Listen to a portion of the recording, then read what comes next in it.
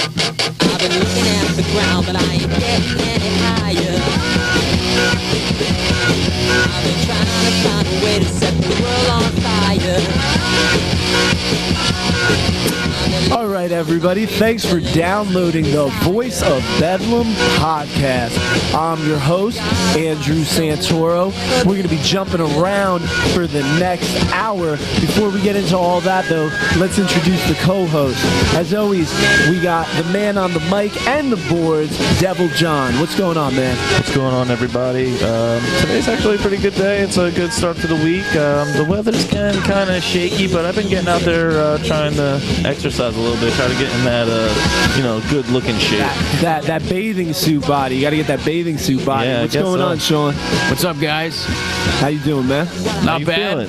I'm feeling all right. Let's do another Tuesday podcast here. Not too much going on around the league, but let's get into what is going on. All right. Well, actually, right before we get there, let's tell you about our friend Angel. AngelsFriendlyGetaways.com. Angel is a travel agent who specializes in sports packages. If you need to get away, if you need concert tickets, if you want to go to the next Giants game, you guys need to go to AngelsFriendlyGetaways.com or call 1-716-980-5727. He can tell you how to get paid to travel and set you up with a full sports package. I would have loved to do this when the Giants played in Miami last year. This dude will hook you up with the flight tickets, the hotel reservation, the game tickets, the whole 9 yards. So go over to AngelsFriendlyGetaway.com. But with that, let's talk about Hassan Abdullah of the Chiefs announcing retirement. Now, this can spin into a couple different directions here. All right, now, he was an undrafted safety and went to the Vikings, then made his way over to the Chiefs. Now, he's most known for being the man who got the pick six. I think it was against Pittsburgh. But when he got his pick six, he ran into the end zone, bowed down, and I believe it's called offering salah. I think that's what he was doing, right? Yeah. Offering salah. Okay, which would be a Muslim prayer, all right? When this happened, he had an unsportsmanlike conduct penalty thrown on him. Yeah, but back in the day, Tebow was able to do that. And everybody's Mark Bavaro's prayed and everything. It became like a trending thing to Tebow. Yeah.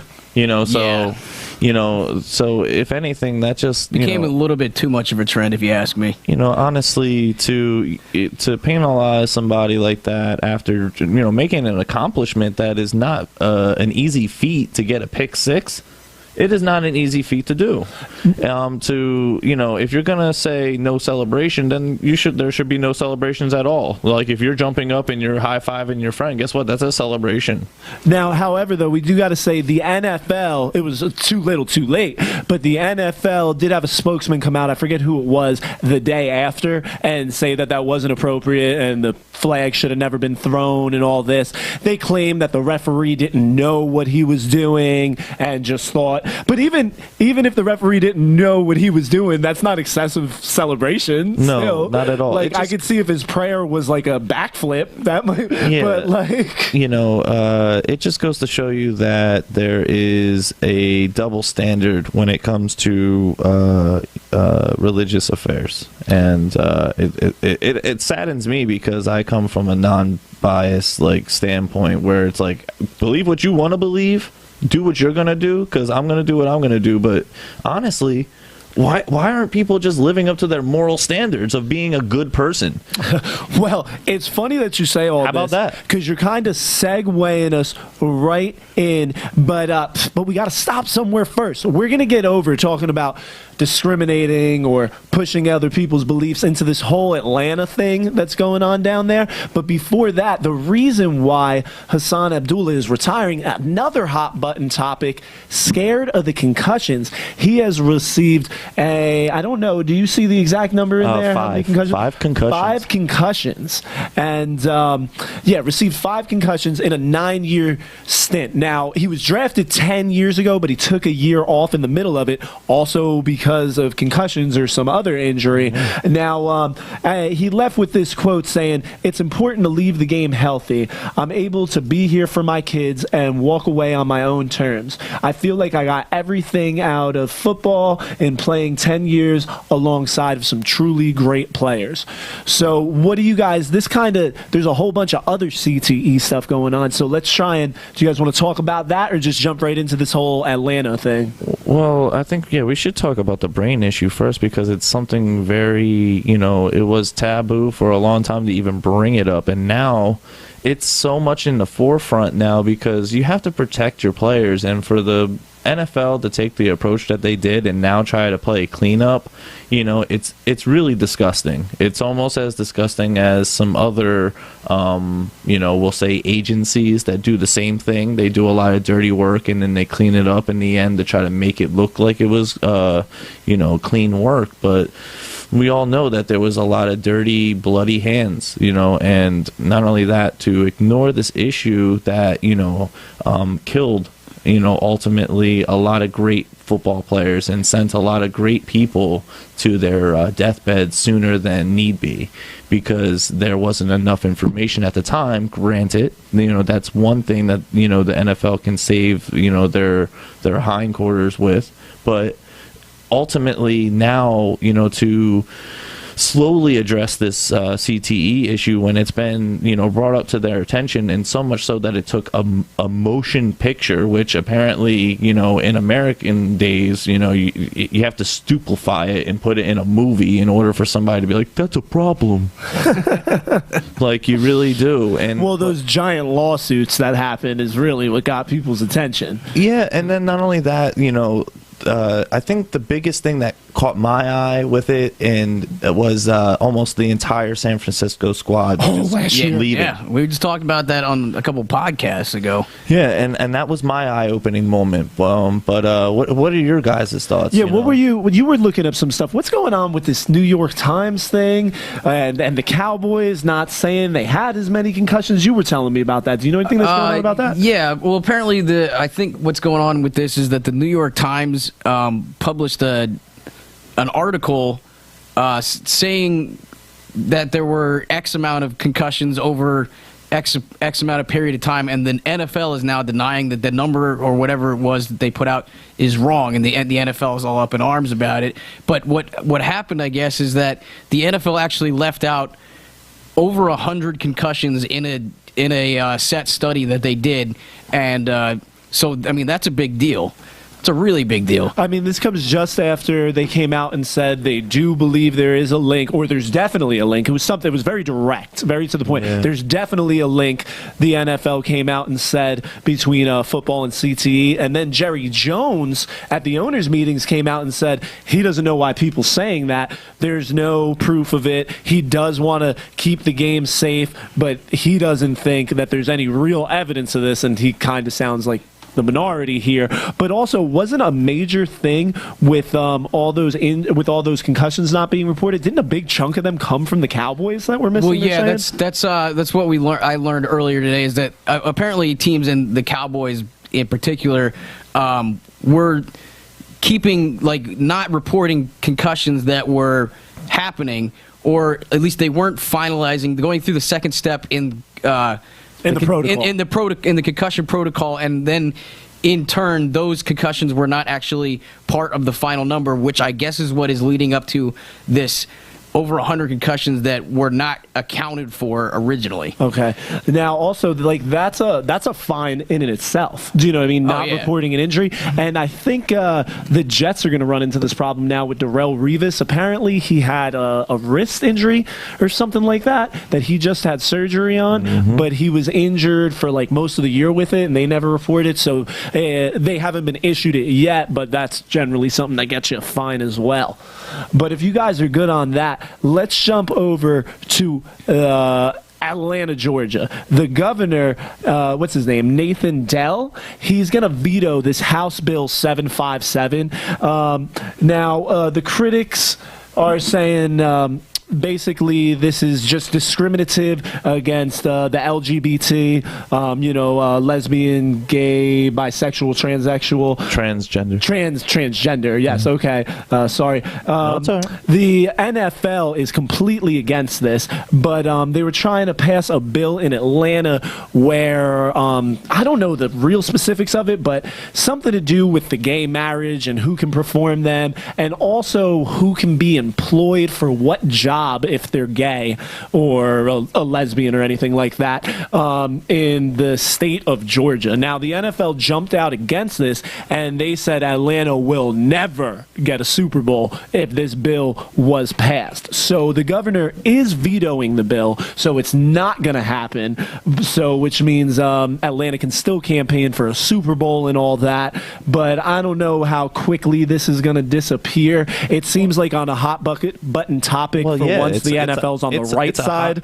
It's a hot topic issue because if you're a gay person in that state, now your liberties and freedom to be who you want to be are now being infringed upon, which is almost like a mild Jim Crow law in a sense, because it's like, well, we don't like you and I'm not going to serve you. Well, honestly, in certain establishments, you let them be that way. You know why? Because then that will just prove that their business will not thrive, because they'll only be catering to a small niche of people. Because the demographic that if they exclude a certain demographic, whether it's gay people or whoever, you're going to lose business. So by all means do that if you want, but know that your business is going to suffer for it. And I say, and not only that, what does what does that say about your moral compass? Well, let's remember here, Arthur Blank, who's the owner of the Falcons, and many other local business owners were against this. I'm not trying to make everybody in Atlanta, sound bad, but basically the legislation would have allowed clergy to refuse to perform gay marriages and would have protected people who refused to attend the ceremonies. Churches and other affiliated religious groups also could have declined severe or hire someone based on their faith or sexuality. The NFL has said they would pull the Super Bowl out of Atlanta. Not that there's definitely going to be one, but there would never be one. They were saying if this was passed, due to the fact that the NFL's policies emphasize tolerance, inclusiveness, and prohibit discrimination based on age, gender, race, religion, sexual orientation, or any other improper standard. Wow. Those are not my words. That's a direct quote from the NFL. Is that really improper standard? Don't you think that's don't you think that's like not the right term to use? I wouldn't use the word improper. No. Yeah, they could have came up with a better word than improper. I mean, unless I'm thinking of the definition wrong. Basically, what they're saying is that all your constitutional rights are going to be protected as they should be in your job. All right. Unfortunately, this topic brings up a lot of hot topic and boils my blood because I claim to be an agnostic person. Grew up a Jehovah's Witness and a Christian on both those sides of my family. So I got to, experience morality in those two senses. So and given the fact that I've, I took the time to read those doctrines and compare them, I formulated my own compass and was like, look, all right, I get that story. I looked into the Muslim faith and things. Why can't people just be decent people? I like to use this theory, all right, and just this analogy. Think of a dinner scene, okay? Everybody gets their own plate. Why are you looking over at your neighbor's plate, seeing what he's eating? Why don't you just focus on what you're eating and do what you need to do to make sure what's on your plate is going to fulfill your needs? Yeah, that's a really good way to look at it. The only time I care at all what anyone outside of basically my children and my wife do is when it causes a negative impact to me. So things like gay people and sex change, nothing. I'm not losing money because of it. I'm not losing my job because of it. I'm not losing my house because of it. So I don't care about it. It's your body. You do what you want with it, and until it infringes upon my living and you affect me negatively, I won't say a darn thing. Why? Because you do what you do and you have fun with it. You know why? Because it's your life. Everybody gets a ticket to ride, but you know what? You should not be enjoying your ride based off of other people's perceptions. You need to enjoy the ride from your own perception. Aside from the use of the term improper standards, I think that is terrible. How could they put it like that? That's pretty bad. But I think the NFL actually has a really good viewpoint on this. For once, yeah. Well, yeah, they're trying to, they're trying to change the culture over there, which I'm glad that they're trying to change with the times because, honestly, it's 2016. Honestly, yeah, it's 2016, and you know what's well overdue? A renaissance period. Why? Because there's so many things that have changed. We need to educate ourselves. I think that is happening now, though. I kind of think we're at the dawn of a renaissance. I mean, just the fact that the White House was lit up with rainbow lights and gay marriage coming as far as it has, I think we are kind of at a new birth, renaissance. But it's either going to hasn't evolved yet. It's either going to be revolutionary in the intellectual sector, or it's going to be a revolutionary movement with ignorance and volatile actions. The society, it's very split on both ends of this. Do you know what I mean? Which I like to say convoluted logic. All right, the same person that is saying that they hate black people, but then they'll listen to a few black songs. Listen to Lil Weezy. Yeah, that little Weezy song was great. I was lollipopping. And it's like, what? Like, what, dude? Like, and unfortunately, there are a lot of people that contradict themselves more so than we would like to, think about because, most people are not at that self-awareness level that, we strive to be in our lifetime. And, honestly, the biggest step towards self-awareness is accepting your environment and the things that you can and cannot change. So use your energy to do something positive. And once again, keep your eyes on your own plate.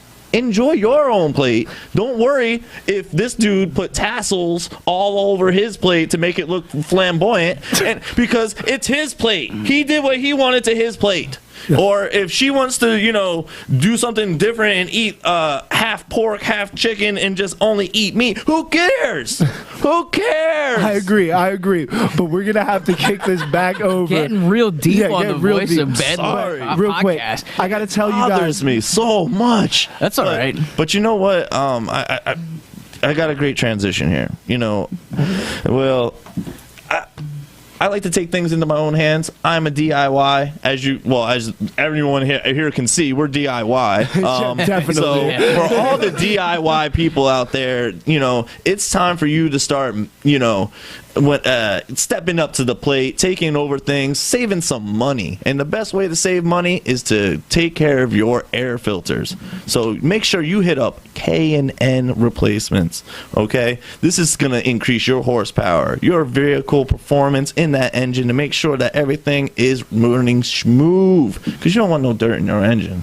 They were the original performance filter of NASCAR. That's a pretty nice accomplishment. Yes, it is. So for all of our NASCAR fans, you already know about K&N. For people that are working on cars and stuff, you already know about K&N. I know about K&N because, see, I'm a Mopar man.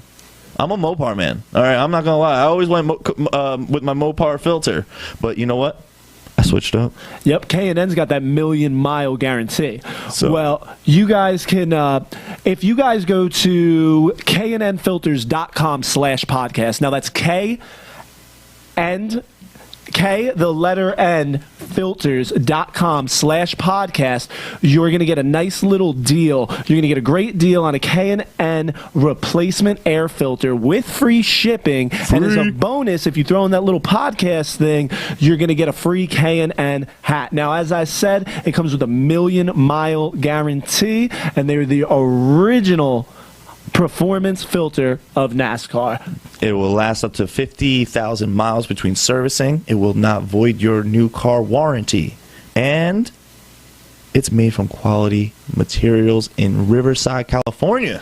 All right. Talking about California, let's go for two and dive into some news with we're the Raiders. going over to Cali. What we got going on with the Raiders? Oh, man. Ben Heaney, the 2015 fifth-round pick who played college football at Kansas. He played 15 games as a rookie, and he started about, 3? I think, 3. So he posted 2.5 sacks. Went to Instagram, had this to say: crazy day to wrap it up. Got up to go to church on Sunday, and this snowy Kansas morning, and he was about a half a mile away from the church when he hit a slush patch, lost control, spun out 180 into the middle of a highway. The middle of a highway on the wrong side, I think, too. Which, unfortunately, I know that feeling. So do I. My father, I think he's listening to this, so I hope so, because I asked you to, all right? But he knows what I'm talking about. Like, we were in a Grand Am, and we hit an ice patch on 78, Jersey going, that's westbound, going towards PA. So we spun out, and it was 180, and then me and my brother in the back seat of the car, we're young, and my dad's like freaking, controlling it, getting in control, and we're like, whee! Yeah, so that was gonna be like, if we died that day, that was gonna be my dad's soundtrack. He was gonna be like, yay! But anywho, back into the story. We're still sitting so he was still sitting in the middle of the highway, staring at oncoming traffic. All right, a few seconds later, he was hit head on by a car going about 60 miles per hour. Nuts. And he said, by the grace of God, there were no injuries, and everyone came out safe and okay. I have no doubt in my mind that God was watching over my family this morning on this day and his son's resurrection. Hashtag Happy Easter. Yeah, that's a happy Easter, and I'm glad that you made that through, buddy. Seriously. Yeah, I mean, everybody still remembers Trey Walker, Ravens. Similar situation, but he was on a dirt bike, a little less protected. Yeah.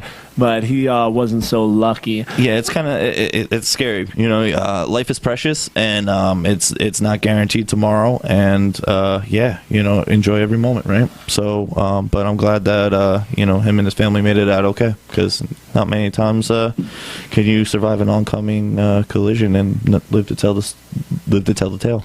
Now let's take a big Lambo leap over to Green Bay. According to Ian Rappaport of the NFL Network, the Packers are signing tight end Jarrett Cook to a 1-year, $3.6 million deal. Now, multiple reports are confirming this, and also the Falcons, Panthers, and Bears were all chasing after the 28-year-old out of South Carolina. But I don't totally understand why. He hasn't had a touchdown in 19 straight games, and he only has 142 receptions with 1,786 yards. Yeah. He's been in the league for a while. Like, those are,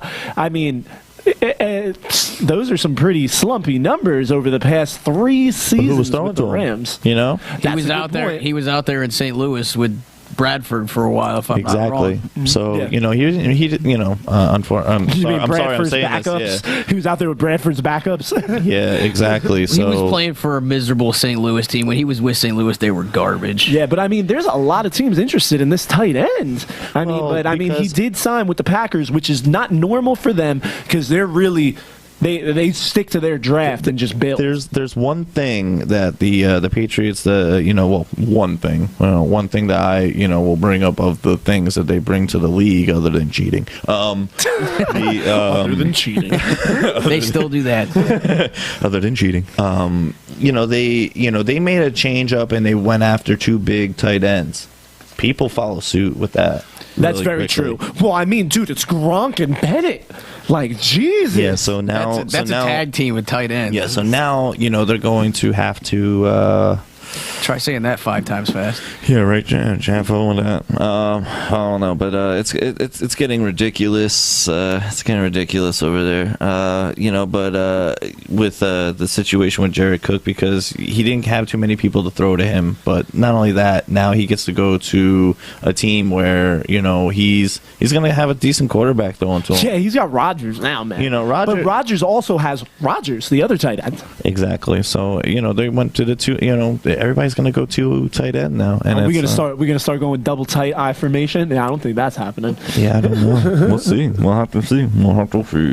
But let's take this moment to talk about Reputation Resolve. It is an all-in-one software that will help you build and manage your business reputation online.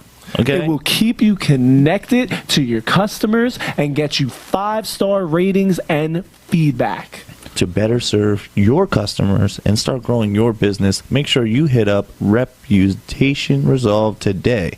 Go there by going to solutions.reputationresolve.com. What was that again? Solutions.reputationresolve.com. For the #1 software that will help you build and manage your business's reputation online. You know what? Hit 'em We up might today. have to give them a call ourselves. Yeah, we're gonna. Yeah, most definitely. This podcast is starting to grow, so we're gonna have to have more tools to make sure that we're managing this this up and coming DIY project.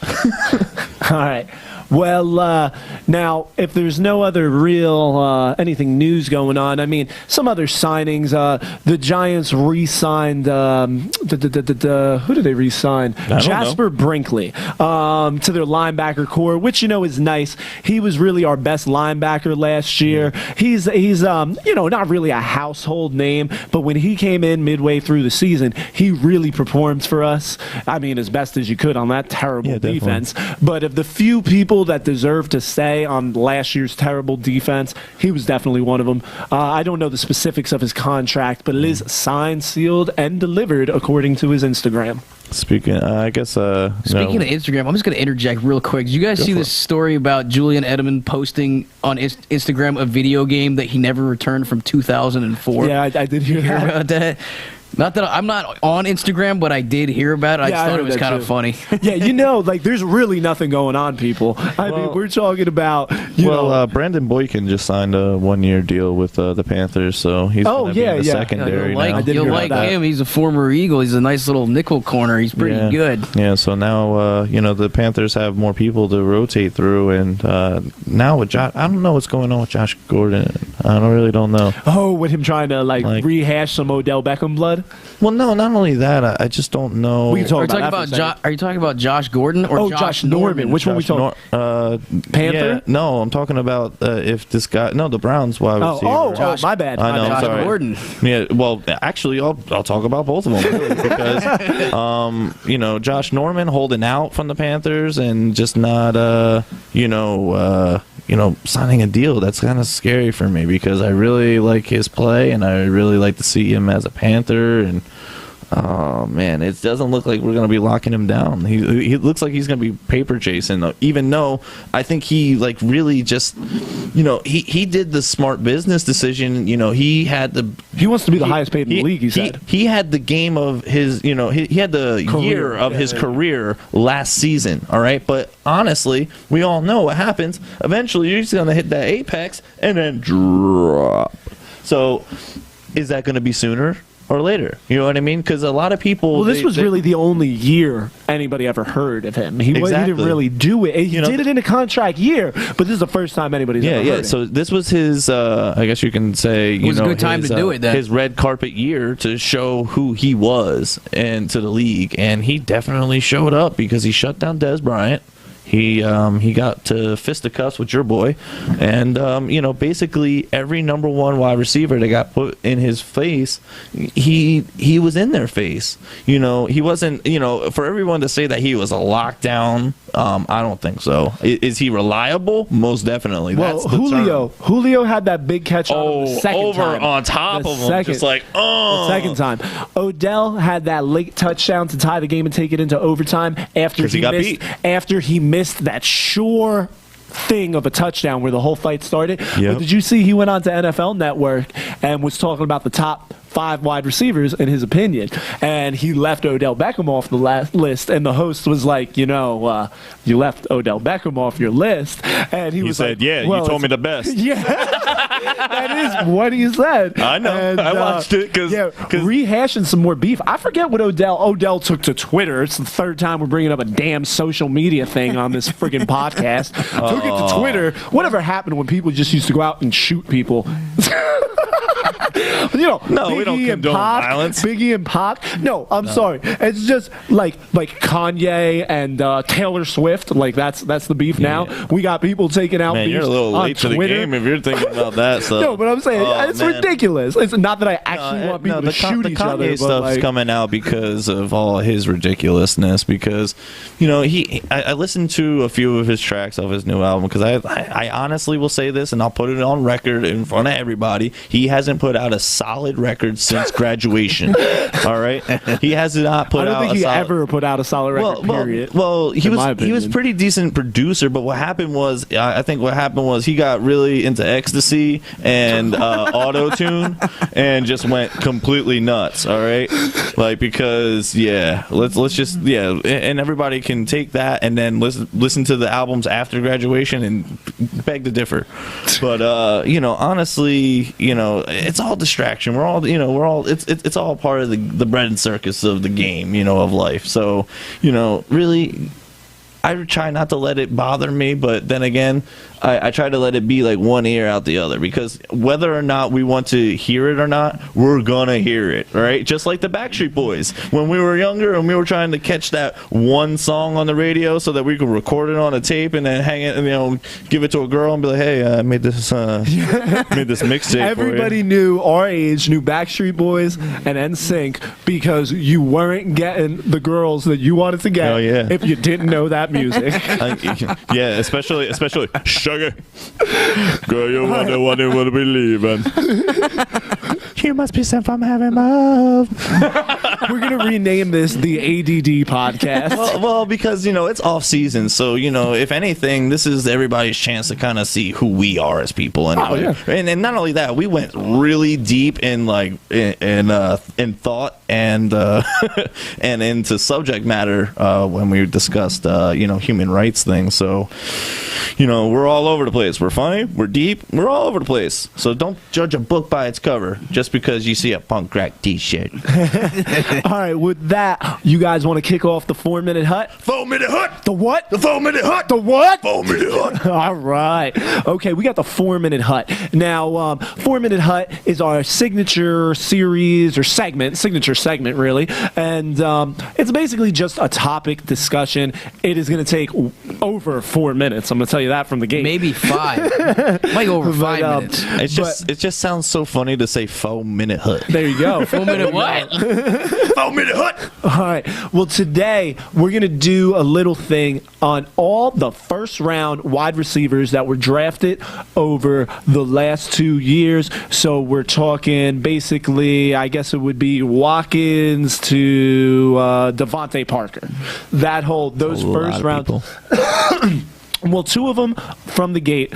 We got Kevin White, who went to West Virginia and was drafted by the Bears in the first round. He really made a name for himself in the combine, but was put right on IR when he got a stress fracture to his shin. Yeah. And then Brashad Perryman of the Ravens, who went to UCF, was also put on IR, and these guys didn't play in 1 game. Yeah, I grabbed him late. I think he was my last pick. Perriman. I grabbed him. Well, I took somebody on this list and ended up trading trading him away. I had Aguilar, but But don't you get to keep him in the keeper league because I'm not you in a drafted keeper him? league. Yeah, if you want. Well, I don't know. It's the specifics of the league, but generally in keeper leagues, you're allowed to keep X amount of players, not all Only of them. one. Yeah, we're only Yeah. allowed to keep one, but you have to draft that player. Oh, not acquire can't- him yeah, from the you trade. can't I got acquire you. from the trade. I was never in a keeper league.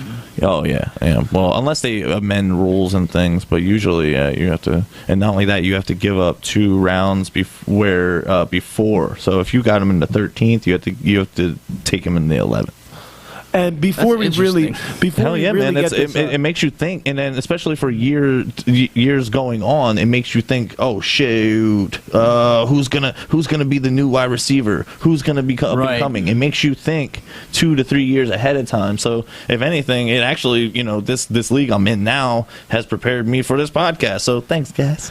now, I was in a I don't know. I've never been in a keeper league before until last year. But the way mine works is just I don't think it matters if you drafted the guy or whether or not you acquired him via trade. As long as he's on your roster at the end of the As long year. as he's on your roster at the end of the year, you can keep up to 2 guys, or you can keep 1, or you can keep none. Wow, I want to get in your league because I will run gamut. but good plug for the fantasy football league. We're going to be having more details to come. Yes. Now, I almost made this for the past 3 years just to throw in this one dude, D-Hop, DeAndre Hopkins, right out there in He's one of my Houston. keepers. But nah, he can't be on this list because he was drafted 3 years ago. Last 2 years years ago. ago. So we're talking like Odell Beckham, Calvin Benjamin, Mike Evans, Sammy Watkins, Brandon Cooks, Amari Cooper, Philip Dorsett, Devontae Parker, and your boy Nelson Aguilar. Aguilar. Now, I'm sorry. Okay, now let's really the top names performance on this list. Now, Odell Beckham, okay?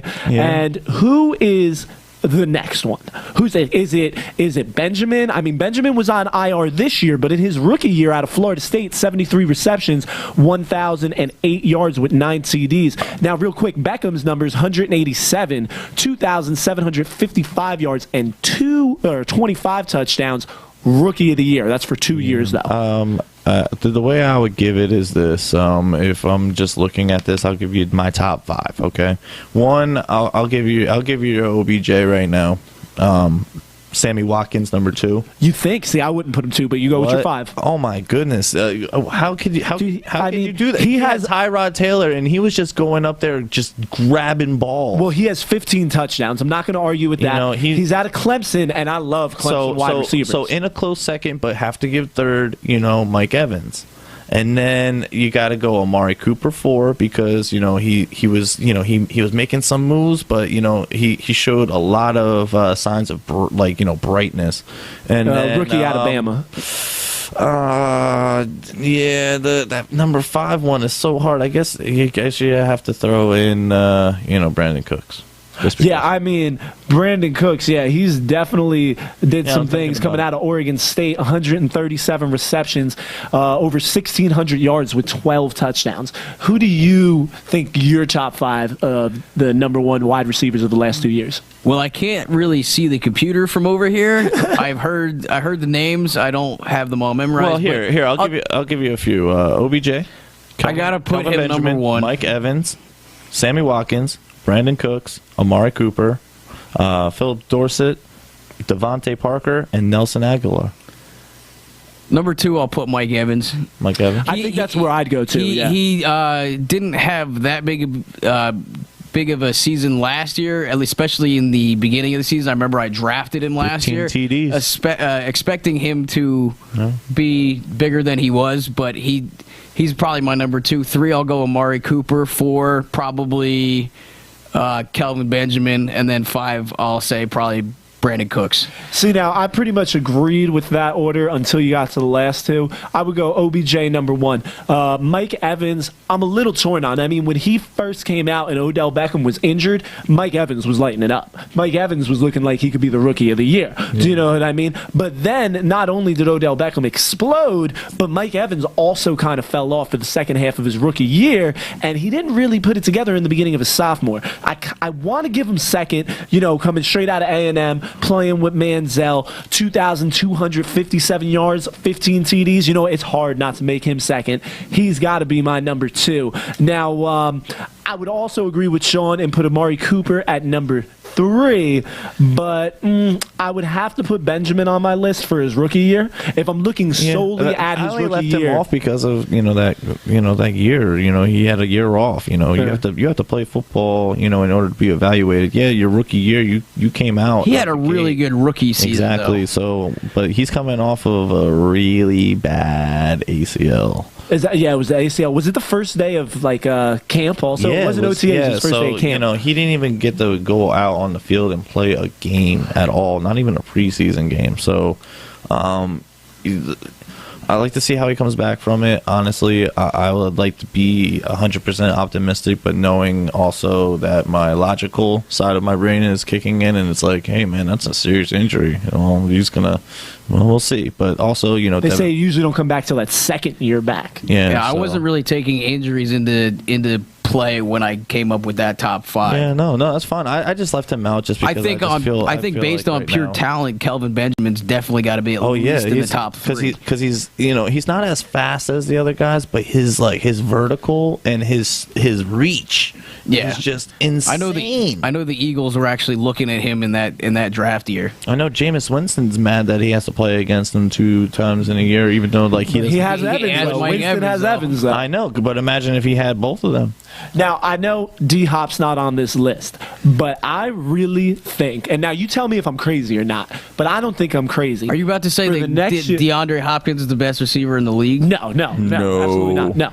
But what I am going to say is I think he's up there. I think he's like number 2, number 3, probably, yeah. But for the next decade. Oh, you were going to say OBJ is the best receiver. I wasn't going to say anybody's the best receiver. Yeah, Let me finish. OBJ and D-Hop, do you guys think that they will be the second coming of, say, Jerry Rice and Michael Irvin? Oh, yeah. Well, they have the signs for it. That's what I'm saying. I see D-Hop as Michael Irvin and Odell Beckham as Jerry Rice. Especially now with the league going so pass-heavy right now. Oh, yeah. See, one thing that the Niners are NFC. Yeah. See, so the Niners, they always had those epic playoff battles. They always had those epic playoff battles with the Cowboys when those two guys were playing. Now, that's not something we're going to see a lot between OBJ and D-Hop unless one of them changes teams because they're in separate conferences. But I really think these guys are going to be the new superstar wide receivers for the next decade. And,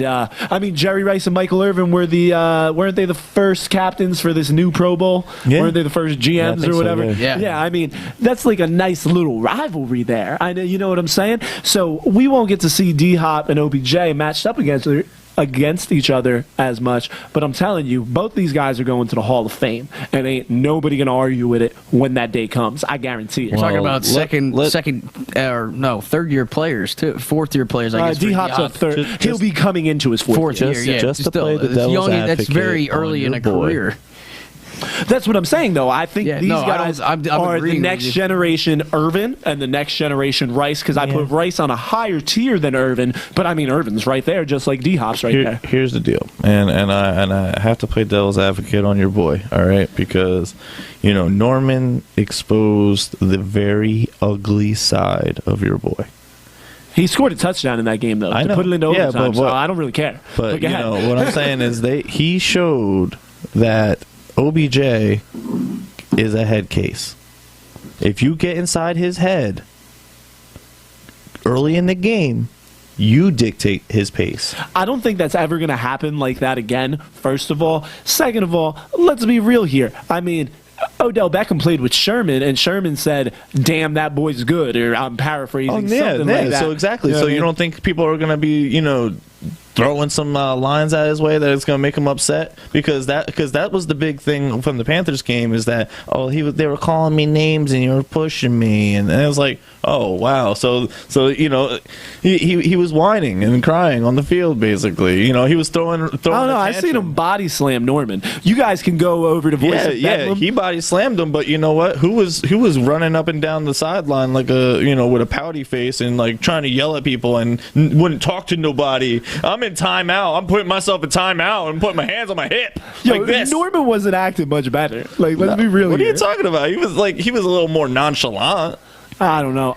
I don't know. all right. But if you guys really want to see what I had to say about this, you can go over to voiceofbedlam.com, click that featured articles tab, and somewhere in there, it was an article published by nygiantsrush.com, is, what did I title it? It was long. It was that like week 15? It was like Norman versus Beckham You know round what's kind one of funny? or something like that. That was the initial like conversation that started this, like, in the works of us working together. It is, because me and John were basically best friends in like 8th grade, and we didn't see each other after 9th grade. Yeah, and kind of. then I was trash talking Norman on Facebook, and I hadn't heard from John in like literally 10 years, and he had to stand up for his boy Norman, so we start arguing all day on Facebook about these two, and that is pretty much Yeah, that's what came out. because I was like, well, I see you got a podcast. Social Why don't you media why don't you bring me in on an episode? And then it's like, oh, you know how to mix and do things like that. Oh, well, then I guess we're working together. So now you know what? There you go. We just covered the origins of the Devil John and the podcast, because that guy down there, Mr. Sean Bedlam, would have been here regardless. But if I wasn't such a jerk and an outspoken a-hole, Yo, dude, I'm not even gonna lie. You were getting me pissed, and like I said, I hadn't talked to him in like 10 years. So I'm sitting there like, am I gonna curse this dude out? Like, I don't even know. I haven't seen him. I think we're boys, but I'm like, I might have to curse him out. Where's this dude coming from? No, I just like to, open up my mind to different viewpoints. I try to formulate my own from, a little bit of column A and B, because, there's one thing I never want to be called, and that is ignorant, because, you can fix ignorant with education. All right. So, do you guys have anything else on our 4-minute hut? I'm definitely going to tell you the bottom part of this league. Devontae Parker out of Louisville. He was Louisville. It's Louisville. No, it's Louisville, because the S is silent. But I like Louisville. I like Louisville. Louisville. But, It's definitely Louisville. yeah, I know. I like Louisville. Yeah, though. did you call it the Louisville Slugger, or did you call it the Louisville There are Slugger? plenty of people that say Louisville. I like it when they say Louisville. I like the Louis. Hey, I remember Joe Louis.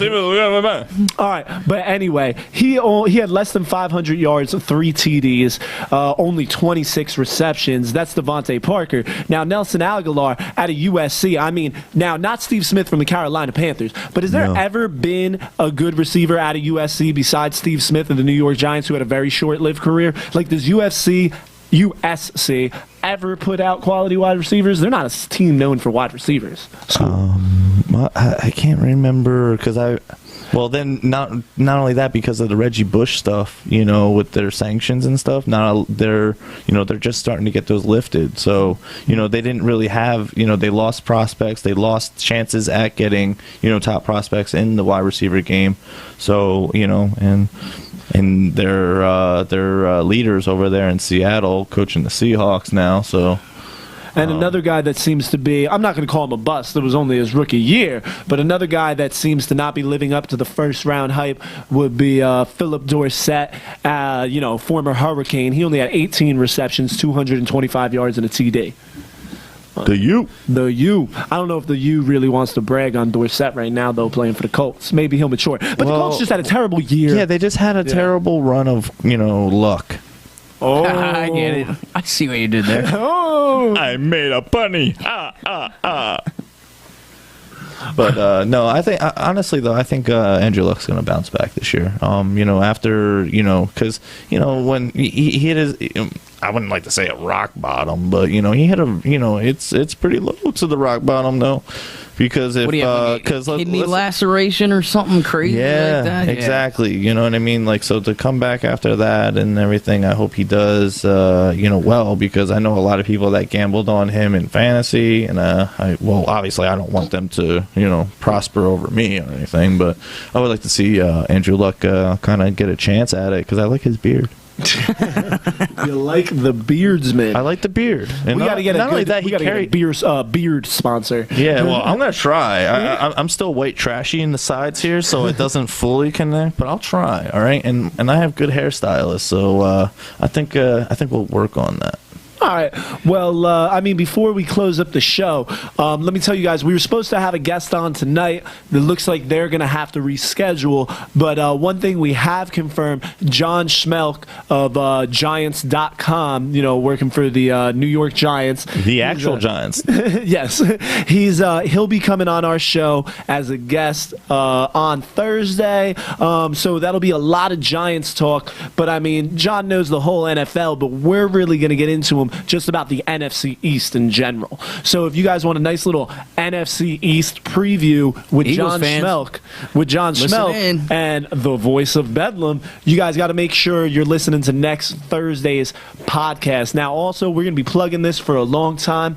Sometime in August, we will be doing a live show at the location of Mother's Bar and Grill in the Circle in Easton. Pennsylvania. So come on out. We're going to be letting people from the bar come on up and hang out on the show. We're going to be doing the fantasy football drafts there probably. So it's going to be a really good time whenever that date is set. And also, remember, check us out. YouTube, Podbean, iTunes, Stitcher, with even more to come. We're going to be posting stuff every Tuesday and Thursday. YouTube's not usually ready till Wednesday and Friday, but please subscribe, leave us comments, tell your friends. And if you want to advertise on this podcast, just like K and N air filters, Reputation Resolve, and Angels Friendly Getaways, email staff at voiceofbedlam.com. We're going to get out of here for today. You guys got anything before we get out? I just want to touch upon those people that, took the time to look into us for advertising. Make sure you check out angelsfriendlygetaways.com for that nice sports or concert getaway. Remember, he's going to get you hooked up all the way around where you can sleep, get around, and go to the event. He's also looking for employees, by the way. So if you want to work with him, yeah, exactly. You're a personable person, and you can talk, and you can make deals, and help people have a good vacation with no worries. Make sure you hit him up, 716-980-5727. Also, K&N Filters. They work on all models, so why not? Take the oil changes into your own hands. Get the tools, obviously, that you need. Don't be a fool. Always use safety and precaution. If you don't know what you're doing, check out a YouTube video or something, all right? That's knfilters.com/podcast. You'll get a nice deal, a hat, free shipping. So make sure you head over there. And what was our last sponsor for today? Our last one of the day is the Reputation Resolve. So make sure you hit them up so that you can advance your business online. All right, guys. For John and Sean, I'm Andrew Bedlam. Thanks for downloading. We're out of here. All right, how's everybody doing out there today? Thanks for tuning in to this special edition Voice of Bedlam podcast. If you want to take that next jump with your business or company, you need to come over and advertise on the Voice of Bedlam podcast. Get your ad heard by thousands on a reoccurring basis. Just click buy now and send us your info. Thanks a lot, guys.